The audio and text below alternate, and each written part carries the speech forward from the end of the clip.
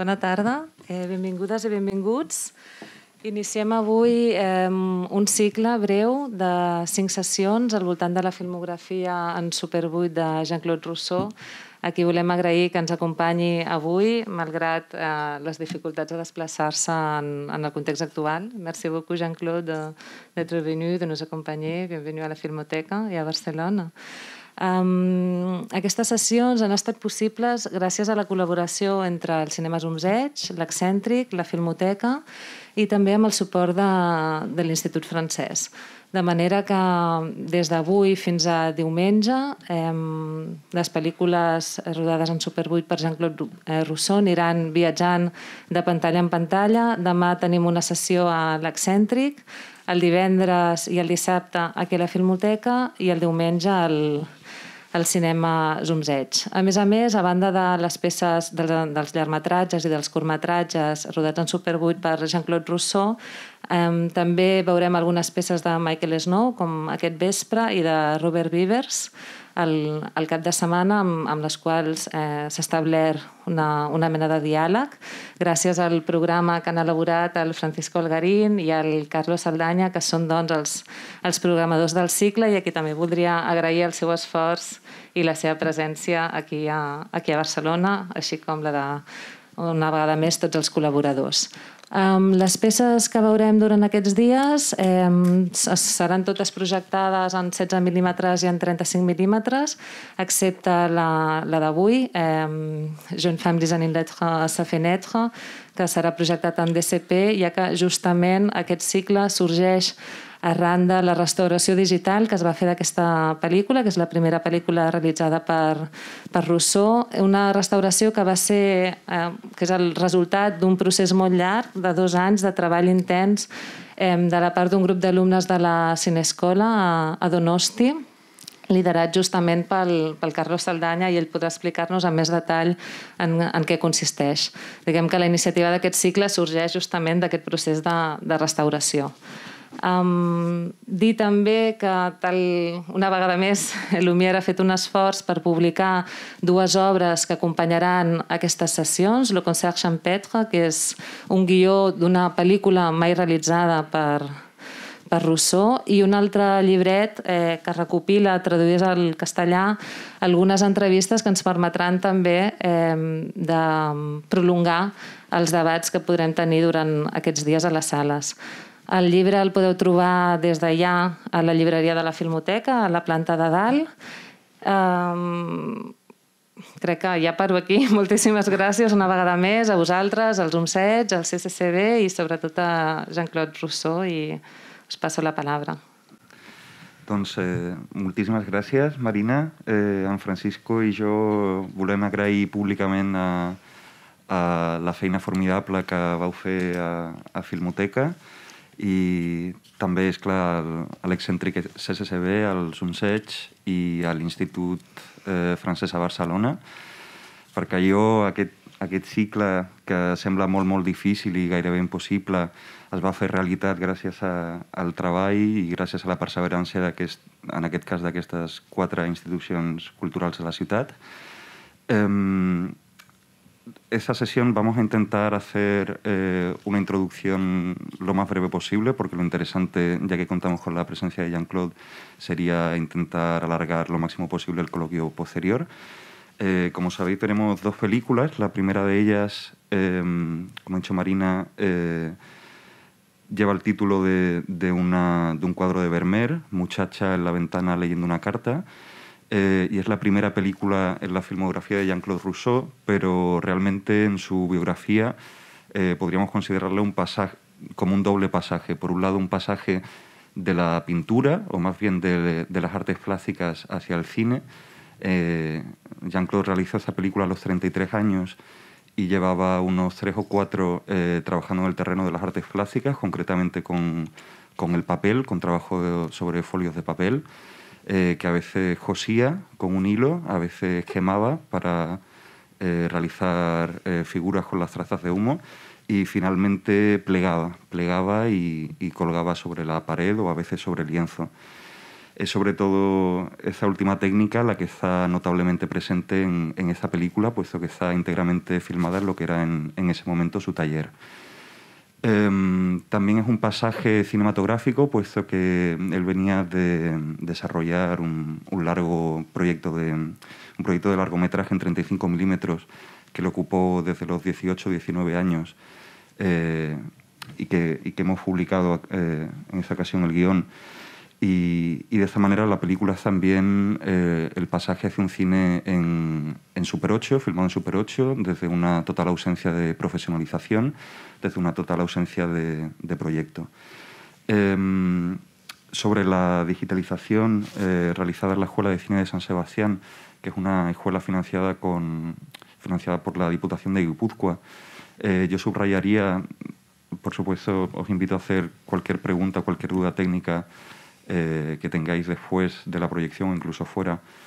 Yo subrayaría dos cosas. En primer lugar, el hecho de ser una digitalización íntegramente realizada en una escuela de cine, con los medios de la escuela de cine y todos los trabajos técnicos habiendo sido realizados por un grupo de 5 alumnos. Yo fui uno de ellos y en la sala también se encuentra otro, Arnau Padilla, que me hace mucha ilusión que con todas las restricciones del COVID pueda estar aquí. Y en segundo lugar, me gustaría que no consideráramos lo que vamos a ver esta tarde como una restauración, sino precisamente como el primer paso hacia una restauración real de esta película. Ya hemos dicho que ha sido filmada en Super 8, pero en el caso de esta película no existe absolutamente ninguna otra copia fotoquímica más allá del Super 8 reversible original, es decir, de los frutos que fueron filmados. De manera que esa digitalización va a ayudar a la difusión y al conocimiento de esa película, pero realmente hasta que no se asegure una pervivencia en fotoquímico de esa película no podemos considerar que esté restaurada, y de hecho hay una urgencia por restaurarla. Sin más, paso la palabra a Francisco para que nos diga unas palabras sobre Wavelength. Bueno, reitero no sé si se oye, sí, mi agradecimiento a Marina y al resto de instituciones que han hecho posible todo este ciclo, y decir simplemente que esta sesión doble, en cierto modo, es una sesión doble soñada desde hace mucho tiempo por nosotros. Siempre hemos imaginado qué conexiones podría haber entre estas dos películas. Michael Snow es un cineasta que siempre ha interesado mucho a Jean-Claude Rousseau. De hecho, en una etapa en que vivió en Nueva York pudo descubrir sus películas y se ha encontrado con él varias veces. Y tampoco queremos decir mucho sobre Wavelength en sí. Además, justo venimos de publicar una entrevista con Michael Snow traducida y un texto de Annette Mickelson, con lo cual podéis leer ahí en Lumière lo que queráis después. Pero simplemente decir que la película Jean-Claude se filmó en un espacio que era un taller. Carlos acaba de hablar de las artes plásticas, es ahí donde trabajaba precisamente, y que Wavelength está filmada en un apartamento. Y en cierto modo, entre las muchísimas relaciones que encontramos, pero una de ellas, o la que puede servir como una de esas guías, es justo la idea de cómo un espacio puede transformarse, un espacio X, sea el que sea, puede transformarse a lo largo de la película a través de una reorientación de los elementos, de los objetos que están en ese taller gradualmente en otro lugar, algo que no es el espacio que hemos visto al principio de la película.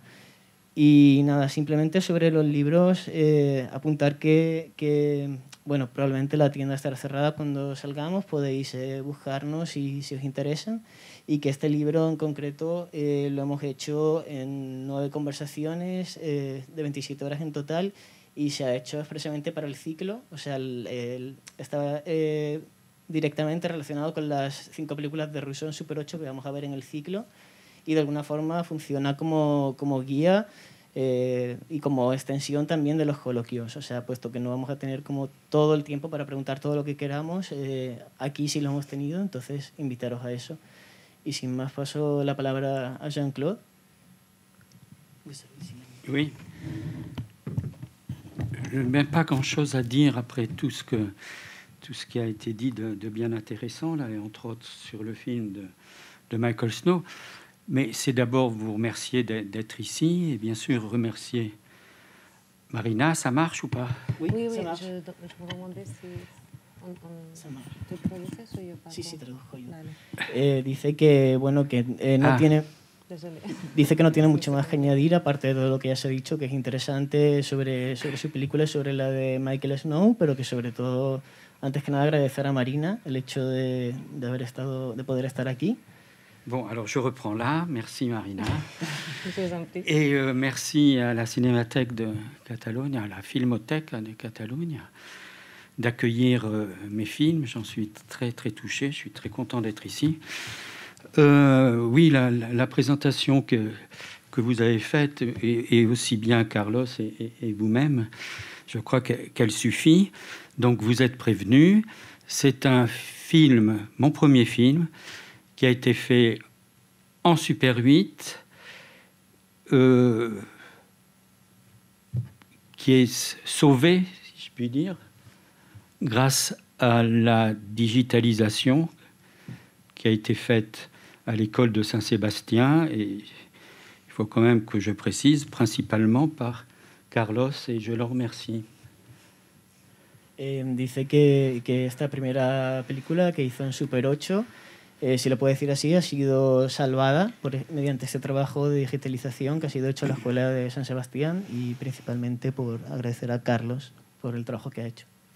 Donc je crois qu'il ne faut pas parler davantage du film, puisqu'on a la chance de pouvoir débattre après la projection. Donc je vous laisse le découvrir, et je crois que c'est même mieux de ne pas donner des clés qui orienteraient la réception du film. Y dice que es mejor que hablemos después de la película en lugar de dar claves que influyan en la recepción de la película. Así que nada, invitamos al coloquio. Merci. Muchas gracias. Muchas gracias a todos por quedaros. Y bueno, más que... Bueno, sí, una pregunta y una observación para Jean-Claude en relación a este programa doble. Es más bien la idea de... O sea, lo que quería yo plantearles es de qué modo he visto yo que podrían funcionar estas dos películas. Hay varias formas, pero una de ellas, o sea, por un lado tendría que ver con el proceso de trabajo en el caso de Michael Snow. No es el caso de Jean-Claude Rousseau, puesto que Michael Snow pasó un año tomando notas hasta que filmó la película durante una semana. En el caso de la película de Jean-Claude, es la película la que vino a él. No hay ningún proceso de tomar notas ni nada, funciona un poco justo a la inversa. Por otro lado está la idea de ficción en ambas películas, en la de Jean-Claude mediante la defenestración, en la de Michael Snow mediante el asesinato. Siempre hay la necesidad de una historia, como dice Jean-Claude. Y por último, la idea del hecho de pasar por el cuadro hacia donde se tiende, ¿no? Precisamente en el caso de esa ficción, bien sea el caso del cuadro de Vermeer, bien sea la fotografía de las olas, y además el hecho de que de alguna forma el título de la película crea una tensión respecto bien a las olas, bien al cuadro. Donc, je disais qu'il y a un processus qui fonctionne à l'inverse. Dans le cas de Michael Snow, il a travaillé en prenant des notes pendant un an. Et après, il a fait le film et l'a tourné seulement en une semaine. Donc, c'est assez à l'inverse que dans votre cas, qui est le film qui est venu vers vous et que vous l'avez découvert peu à peu. Et après, il y a cette idée de fiction. Tout le monde a besoin d'une fiction, comme nous avons dit beaucoup de fois. Et dans le cas de Jean-Fan, c'est la défenestration. Dans le cas de... bon, pas seulement la défenestration, mais c'est quelque chose de bouquet. Dans le cas de Wavelength, c'est l'appel téléphonique et tout ce qui se passe là. Et il y a ici un verre. Dans le cas de Jean-Femme, c'est les tableaux. dans le cas de Snow, c'est la photo avec cette idée du titre. Et je ne sais pas, qu'est-ce que vous pensez de tout ça?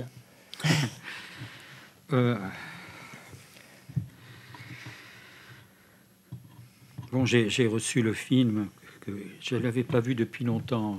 Je ne sais pas si ça marche. Ça, oui. Wavelength, ça fait longtemps que je n'avais pas vu le film. Donc je l'ai reçu comme vous tous, là. Et donc c'est un peu rapide, là, de devoir en dire quelque chose. Mmh. Parce que moi, je ne peux pas exprimer un savoir sur ce film de Michael Snow qui est quand même un peu mythique. Et donc, je ne peux pas partir de ce que vous savez et de la préparation de ce film. Dice que hace mucho tiempo que no ve la película, que la acaba de recibir como todos nosotros. A él no le gustaría y no podría hablar desde un saber. Es quizá demasiado rápido, por otra parte, para hablar sobre la película de Michael Snow, que por otra parte es un poco mítica o tiene esa connotación. Oui, donc ce que je ressens là, c'est un cheminement, ça c'est certain, qu'on ne réalise pas dans le premier temps du film de Snow, et je pense que c'est la même chose pour mon film, et dont on prend conscience au bout d'un certain temps, et ce cheminement, il conduit à l'image. Et là, il y aurait peut-être quelque chose en commun avec mon film. Maintenant, pour ce qui est de la préparation, je ne saurais pas trop quoi dire. Vous m'apprenez là que Michael Snow, avant de filmer, a longtemps réfléchi à ce que devait être le film. En effet, c'est pas de cette manière-là que mon film s'est fait, mais disons qu'il y avait une orientation. Algo que ha sentido viendo la película ha sido, desde luego, un camino del que se toma conciencia solo conforme la película avanza.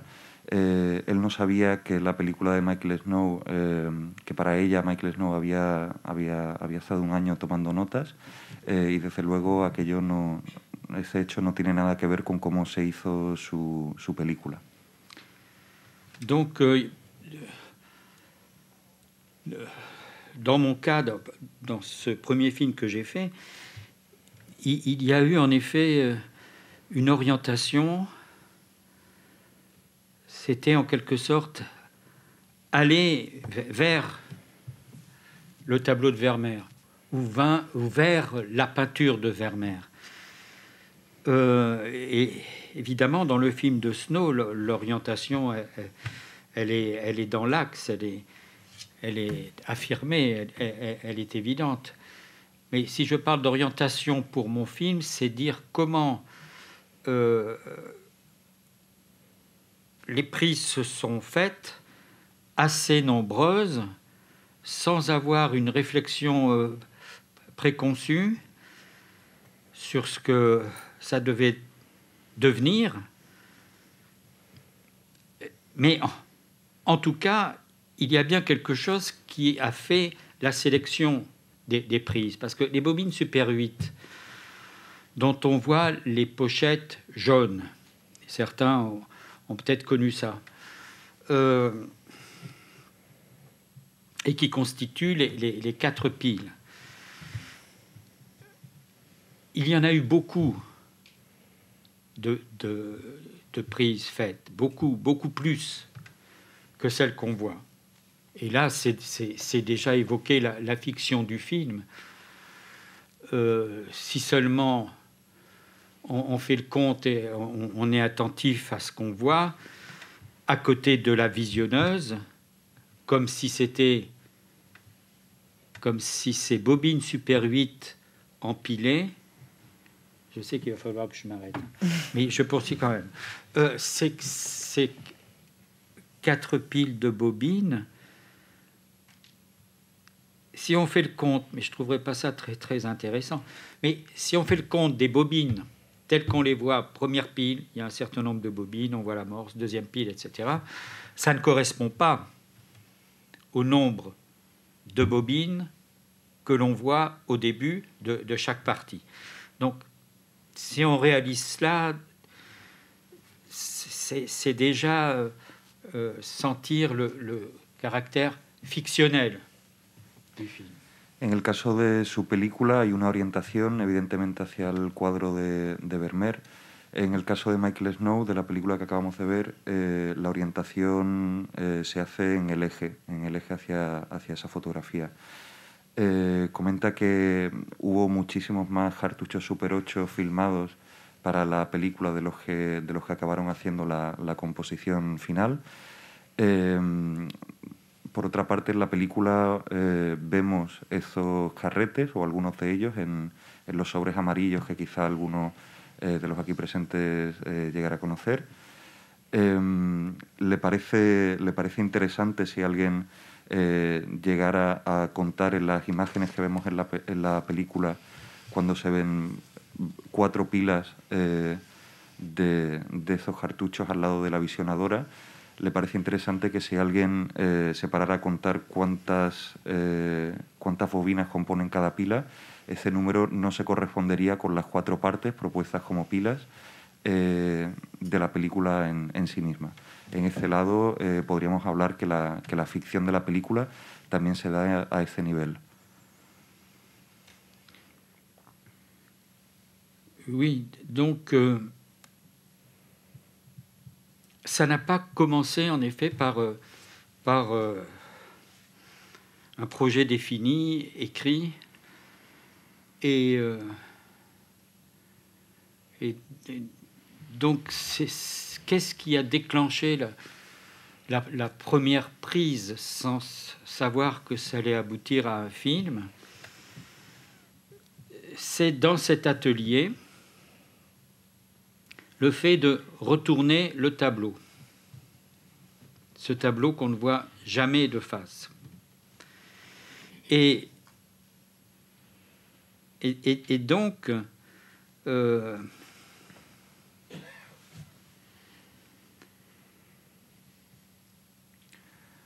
película comenzó sin proyecto definido, entonces ¿qué fue lo que le hizo hacer la primera toma? Fue el hecho de dar la vuelta al cuadro, ese cuadro que vemos en repetidas ocasiones pero que nunca vemos de frente. En fait, je pourrais dire que c'est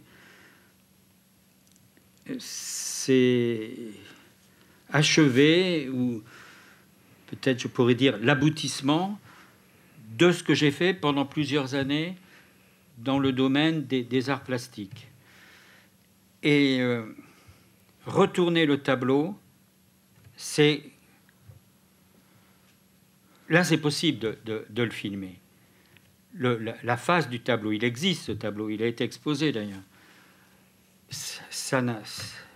Enfin, il n'y a même pas eu de réflexion là-dessus, ça n'aurait aucun intérêt de filmer un tableau. Par contre, en le filmant de dos, il y a le travail de l'imagination.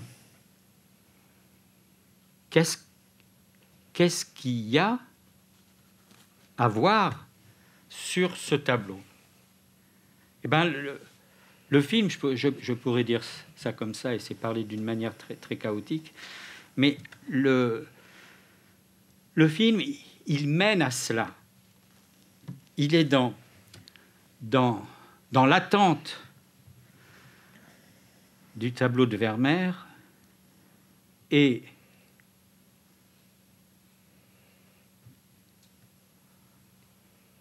son travail, c'est mené, je ne vais pas dire jusqu'à la dernière bobine, parce que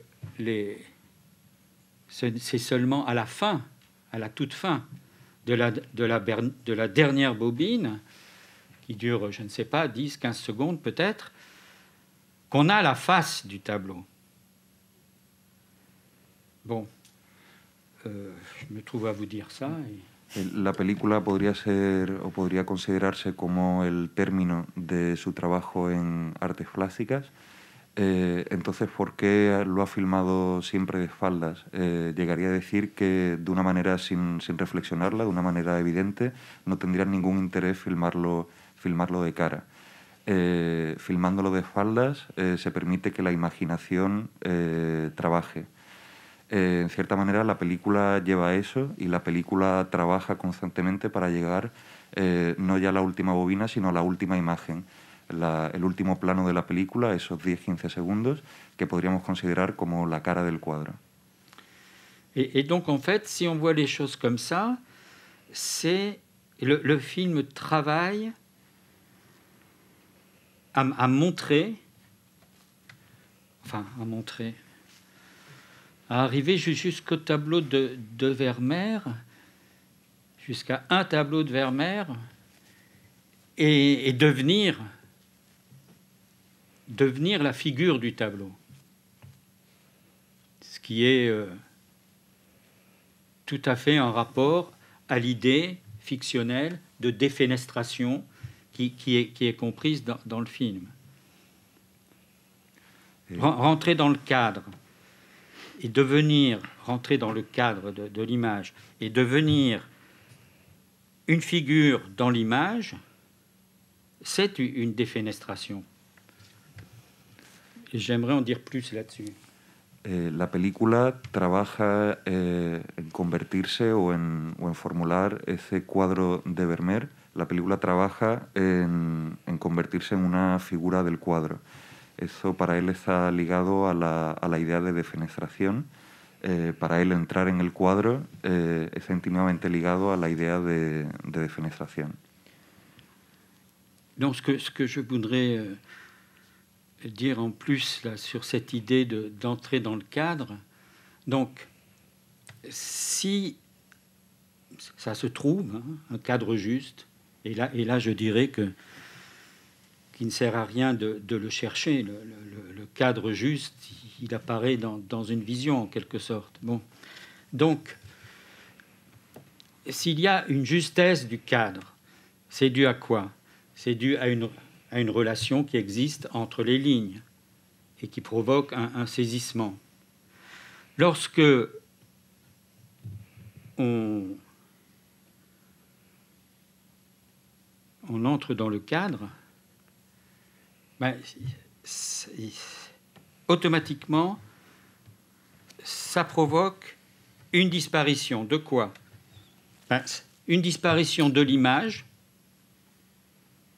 Ça peut être ça, puisque le cadre perd de sa justesse, ça modifie la relation entre les lignes, donc la justesse du cadre disparaît. Ou alors, si l'image subsiste, si la justesse du cadre subsiste, ça veut dire que celui qui est passé dans l'image, qui est rentré dans le cadre, est en quelque sorte saisi par les lignes, il ne les détruit pas, et c'est lui en quelque sorte qui disparaît. Donc il me semble qu'il y a toujours cet effet de disparition. Alors pour ce qui est de la défenestration et le côté fictionnel qu'on doit ressentir, qu'on doit comprendre dans le film, c'est le passage par la fenêtre. C'est, à proprement parler, une défenestration.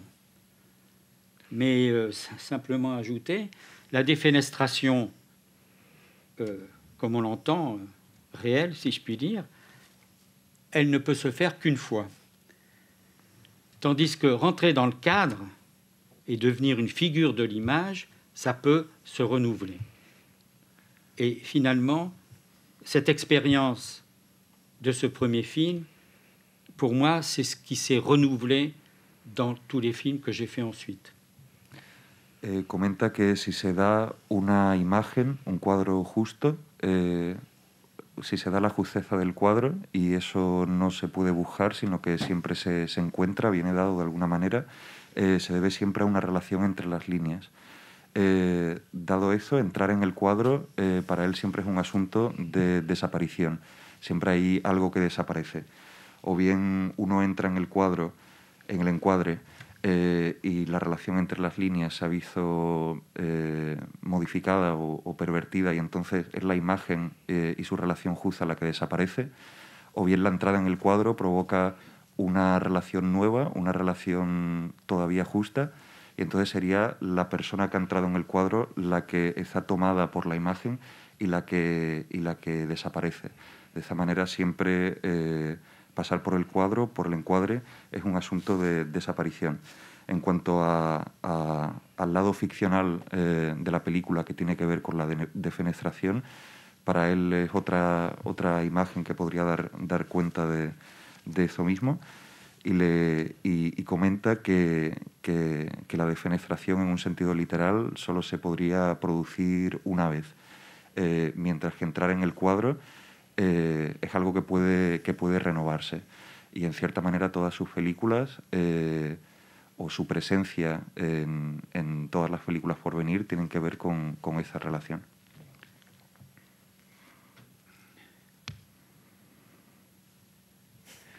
Bon, j'ai essayé de dire quelque chose là. Si ça suscite des questions, ça serait très bien, mais si ce n'est pas des questions, ça peut être des remarques.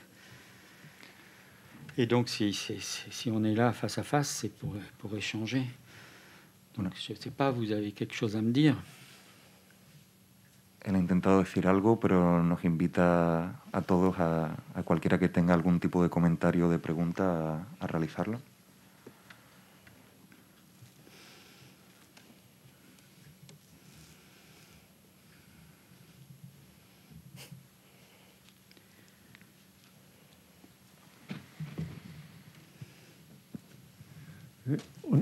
On nous a dit au début que vous avez laissé la peinture, les arts plastiques, pour passer au cinéma, et c'est le point, ce film, pour ce passage. Mm-hmm. Alors, en voyant le film, il y a aussi une autre approximation, que ce serait, c'est pour ça qu'on ne voit pas les cadres. Vous avez laissé les cadres vers le mur. Et alors, c'est un niveau coordonné, etc., marqué par les maps aussi, où vous entrez maintenant. J'avais pensé ça, j'ai vu après votre explication, et c'est une autre assez différente, mais je crois qu'on peut garder les deux explications. Je ne sais pas si vous êtes d'accord. Oui. ¿Quieres traducirte tú mismo o...? Sí, como quieras. No sé si lo han entendido. Sí, yo creo que sí. No, que como al principio nos han dicho que él había dejado todo el tema de artes plásticas para pasarse al cine, y esta película era precisamente el momento del paso desde las artes plásticas al cine, pues yo he ido conducido rápidamente al ver un cuadro puesto cara a la pared. Digo, vale, deja la pintura y pasa a otra cosa, a otras nuevas coordenadas. Los mapas, de alguna manera, son los que te marcan las coordenadas. Esto es cosecha que hago ahora y no se lo he dicho, pero vamos. Hay toda la desestructuración del cuadro de Vermeer, que evidentemente hay una mujer leyendo una carta, hay unos mapas, hay una ventana, etc., y todo se va viendo, pero de alguna manera también esos mapas, el mapa de carreteras, incluso hay otro momento, bueno, hay unas nuevas coordenadas que son las del cine, no son las del cuadro. Entonces luego he oído su interpretación y digo, vale, nada de lo que he pensado, es todo, va por otro lado totalmente diferente, pero de alguna manera yo creo que pueden convivir las dos explicaciones dentro de la visión de la película. Y le pregunto si puede llegar él también a verlo de alguna manera así. Mais c'est-à-dire, je n'ai pas bien saisi la particularité de Ya sabes, votre ¿no? explication et en quoi elle diffère de ce que j'ai pu dire. Oui, il vous demande si pour vous aussi il y a un passage de les arts plastiques au cinéma et en même temps en allant vers les tableaux, vers la peinture, comme se fait ces passages. Ah ben, je ne sais pas quoi dire d'autre que ce que j'ai dit tout à l'heure. Donc, il y a... comment il y a un travail du film, un travail des relations entre les bobines qui va mener à l'image finale. Donc, si c'est montré si c'est présenter les éléments d'abord, et je crois que vous avez dit la carte, la fenêtre, bon, et laisser au film le temps, en quelque sorte, d'établir des relations entre ces éléments de telle façon qu'il s'oriente vers la peinture de Vermeer, ça c'est du cinéma, ça c'est un film. Ce n'est plus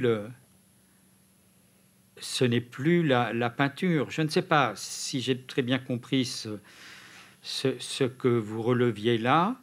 Est-ce que ça serait dire que c'est tourner le dos d'abord, tourner le tableau, ce qui veut dire tourner le dos à la peinture, pour finir dans la peinture, pour arriver finalement à nouveau. Oui, c'est ça dans la mesure où c'est dans la durée même de la succession des bobines qu'on arrive à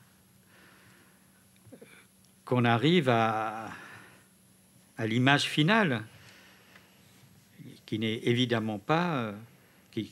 ça n'aurait aucun intérêt, dès le départ ou aussi bien à la fin, de montrer ce qu'on voit réellement sur le tableau.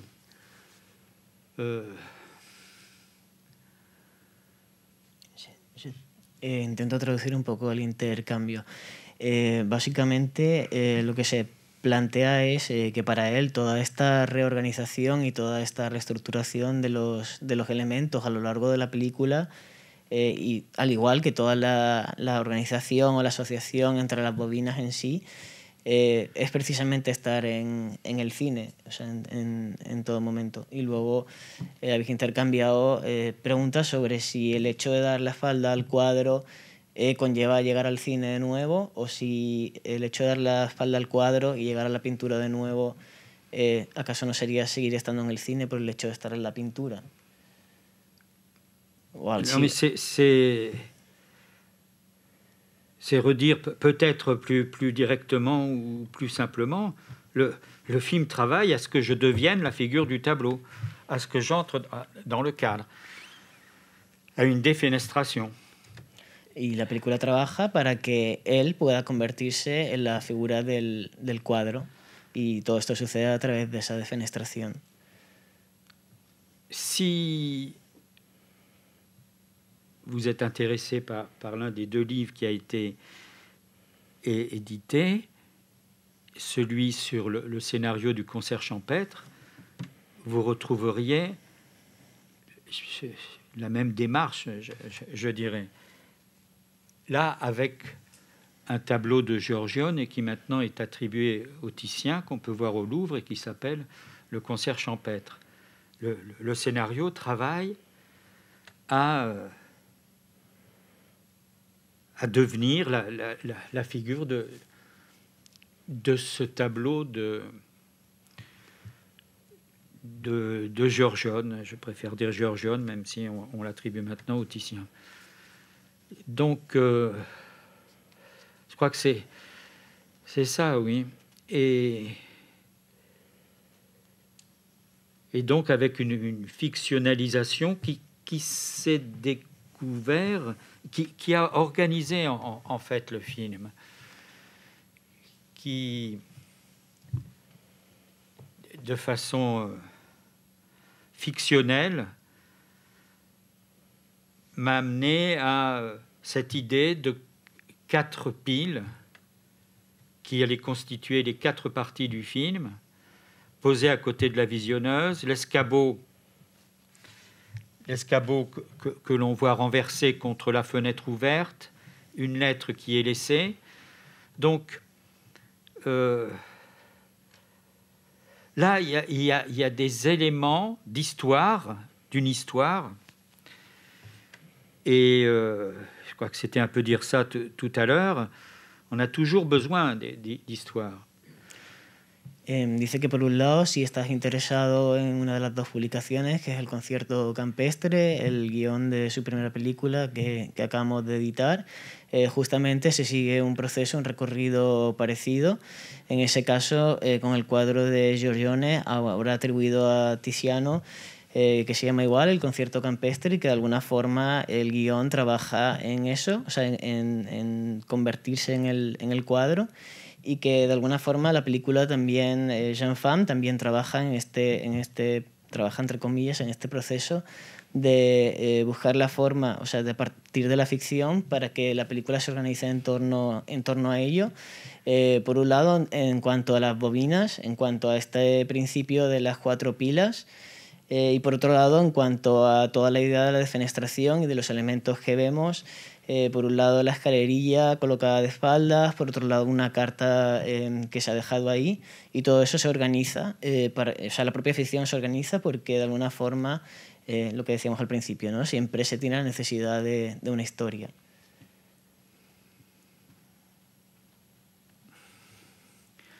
Donc à la fin, il y a rapproché, je pourrais dire, ces 2 éléments fictionnels, devenir la figure du tableau, et tout de suite après, sur l'amorce, le bruit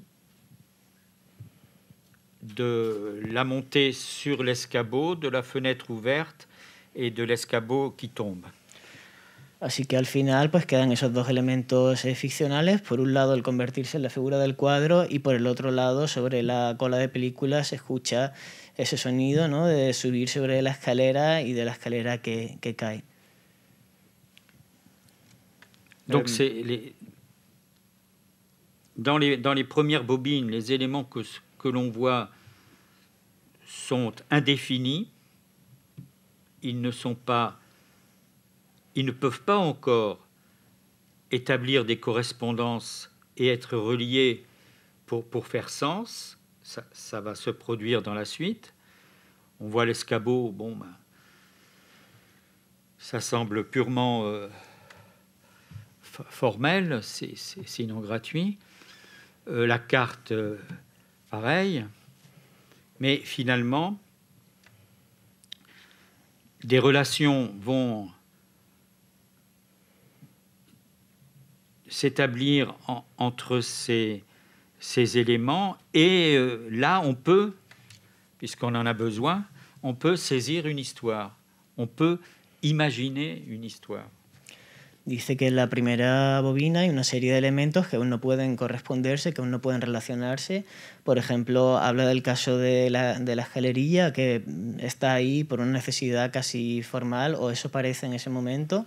Incluso puede resultar gratuita. Un poco lo mismo sucede con el mapa, pero conforme avanza la película y esos elementos empiezan a relacionarse todos juntos, van dando lugar a esa creación de esa necesidad de historia que se colma. Yo tenía una pregunta y tiene que ver, bueno, si hablamos de la imagen, quisiera preguntar sobre el sonido. ¿Cómo llega el sonido a la película? ¿Cómo se organiza y cómo se pone en relación con cada bobina? Si es durante la filmación, si fue posterior, simplemente.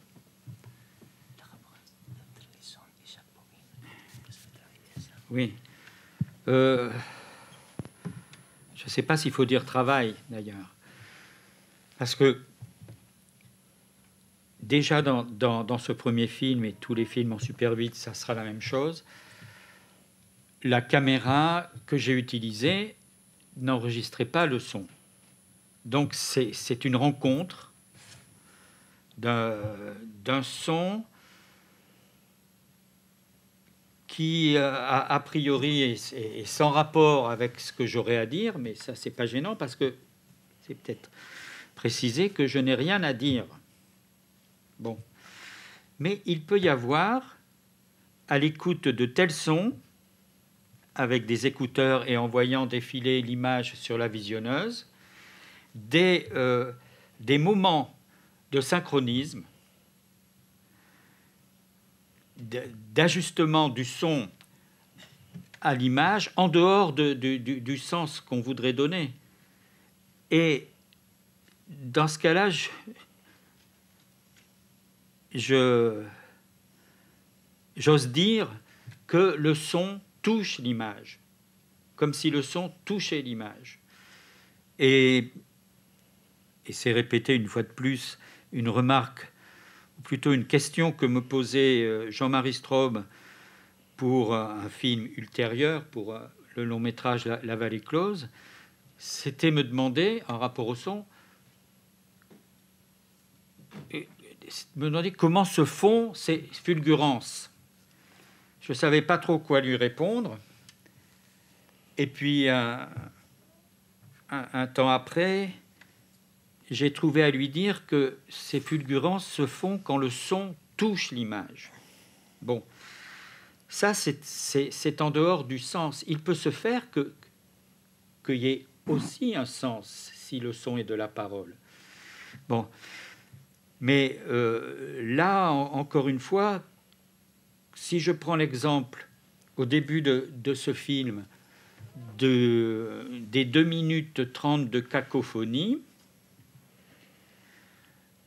vous voyez à quel passage je fais référence, c'est-à-dire on voit par la fenêtre l'arbre en feuilles et on entend une musique qui est en effet une cacophonie parce que c'était enregistré sur un magnétophone qui pouvait lire 2 pistes. C'était enregistré les 2 pistes en même temps. Donc sur l'une, je ne sais plus quel morceau de Mozart c'est, orchestral, un morceau orchestral, et sur l'autre aussi de Mozart. Bon, ça se chevauche. Cette cacophonie a fait un son qui, pour moi, a parfaitement rencontré certains moments. Je ne vais pas dire dans la continuité, mais certains moments des 2 minutes 30 d'image. Comme par exemple quand la fenêtre se trouve ouverte dans un plan plus rapproché. Bon, donc c'est ça. Aussi, dans le passage où on entend l'annonce d'un concert, donc cette parole, finalement, c'est pas mal que ce soit sous-titré. Concernant Mozart par rapport à Haydn. Bon. Et puis la parole cesse et on n'entend plus que la musique. Et là, il y a un ajustement avec le mouvement que je fais, le déplacement, qui est vraiment au rythme de la musique, comme si c'était de nature, j'ose dire, chorégraphique. Donc, quand il y a cet accord, eh ben on ne sait pas si cette séquence devenue sonore de 2 minutes 30 sera conservée, mais en tout cas, elle a sa perfection et il est possible qu'elle trouve sa place dans la composition du film. Alors, le son de l'alunissage, c'est la même chose. Entendre les commentaires de l'arrivée du premier homme sur la Lune, ça transfigure évidemment ce qu'on voit à l'image avec le projecteur, etc. Mais là aussi, il y a une justesse là, en rapport à ce qui est dit. Bon, j'ai parlé trop longtemps. ¿Trabajo yo? Bueno, voy a intentar resumir todo esto. Ha puesto 3 ejemplos. Bueno, la primera cosa es decir que su cámara no registra sonido. Por lo tanto, el proceso, porque no es tanto un trabajo y no tiene nada que decir, consiste en colocarse los gajos delante de la visionadora y dejar correr la película y ver en las grabaciones de sonido que ha hecho en qué punto pueden encontrar la imagen. Y ha puesto 3 ejemplos. El último de ellos, por ejemplo, es el de la secuencia del alunizaje. Otro de ellos es el de la secuencia, bueno, estamos hablando de digamos, bloques de 2 minutos 30. Sería el de la cacofonía, un momento en el que se ve la ventana abierta y un acercamiento hacia la ventana. Por ejemplo, en ese caso he explicado que dentro de esos 2 minutos 30 hay como determinados momentos en que se pueden producir encuentros, y como esa es la palabra esencial entre el sonido y la imagen, en determinados puntos de toda esa pista, digamos. Y luego el tercer ejemplo que ha puesto es el de la locución sobre el concierto de Mozart y de Haydn, y en ese caso en particular, además, pues, por ejemplo, el encuentro entre el sonido y la imagen se podría ver por la forma en que él se mueve, ¿no? Como si hubiese una especie de baile. Y explicaba también que precisamente, o sea, el sistema en este caso, de este ejemplo concreto, o sea, pero siempre, pero en este caso en particular, lo que era interesante es que el magnetófono permitía grabar 2 pistas y de alguna forma producir encabalgamientos entre ellas, más o menos. Alors, peut-être que j'ai compris ce que vous avez dit. C'est pas choisir une piste plutôt que l'autre, c'est qu'elles sont en même temps. C'est l'échevement, non? C'est l'échevé. Chevauchement, oui. Oui, c'est ça. On les entend en même temps. Oui. Dice que las escuchamos al mismo tiempo, las 2 pistas. Y bueno, desgraciadamente vamos a tener que dejarlo aquí por hoy. Os invitamos mañana a asistir al Eccentric CCCB, donde veremos su primer largometraje, Les Antiquités Home. Y el viernes seguimos a las 7 de la tarde, también aquí en la Sala Laya, con su película La Vallée Close. Muchas gracias y hasta pronto. Y decir solo que bueno, no hay entradas para el domingo para Sunset ni para mañana para Eccentric, pero quedaban para el viernes y para el sábado aquí 3 y 4, me parece. O sea que si alguien tiene interés, ya sabe. Y luego nada, si alguien quiere seguir hablando con Jean-Claude o que firme los libros o lo que sea, nosotros estamos aquí para traducir y lo que queráis preguntar. Muchas gracias.